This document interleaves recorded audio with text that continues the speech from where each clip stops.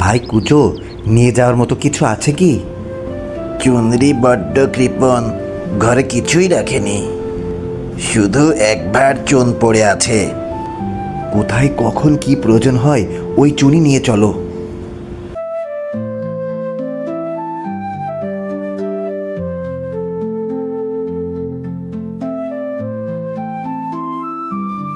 সেদিন রাতে তারা আশ্রয় নিল এক ঢুলির বাড়িতে।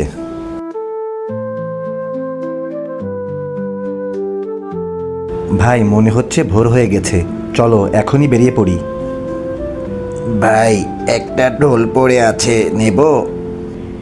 নিয়ে নাও।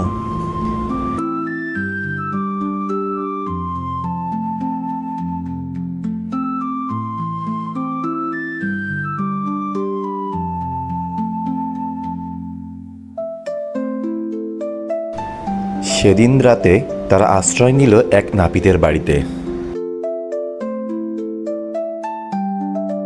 ভাই, প্রতিদিন তুমি আমাকে ডেকে তোলো, আজ আমার ঘুম আগে ভেঙেছে, ভোর হয়ে গিয়েছে, চলো বেরিয়ে পড়ি। আচ্ছা কুজো ভাই, আমরা এ পর্যন্ত কি কি জিনিস পেয়েছি? দুখানা কাপড়, এক ভাঁড় চুন, একটা ঢোলক আর একটা খুর। ওগুলো যত্ন করে রেখো। কুজো ভাই, আমরা এখন কোথায় এলাম? কোনো লোকজন তো দেখতে পাচ্ছি না, তবে সামনে একটা বিরাট বড় অট্টালিকা দেখতে পাচ্ছি। এত বড় অট্টালিকায় কি আশ্রয় মিলবে? তুমি আমার হাত ধরে নিয়ে চলো, তারপর আমি যা জানতে চাইবো তার উত্তর দেবে। কি ব্যাপার, কি দেখছো? ভাই অন্ধ, এ আমরা কোথায় এলাম?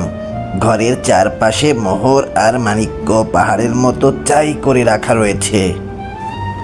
তুমি কি দিনের বেলায় স্বপ্ন দেখছো নাকি? না গো না, এই দেখো মোহর। ভাই কুচো, এতদিনে আমাদের দুঃখ দূর হয়েছে, সৃষ্টিকর্তা আমাদের দিকে মুখ তুলে তাকিয়েছেন। এদিকে এ অট্টালিকায় একদল রাক্ষস বাস করত। সারাদিন বনে বাদারে ঘুরে বেড়াতো, গভীর রাতে আস্তানায় ফিরে আসতো। সেদিন একটা রাক্ষস একটু তাড়াতাড়ি অট্টালিকায় ফিরে এলো। অট্টালিকায় প্রবেশ করে রান্নার ঘ্রাণ পেয়ে রান্নাঘরের দিকে গেল।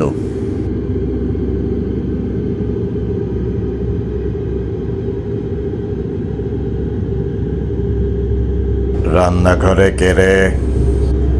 রান্নাঘরের দরজা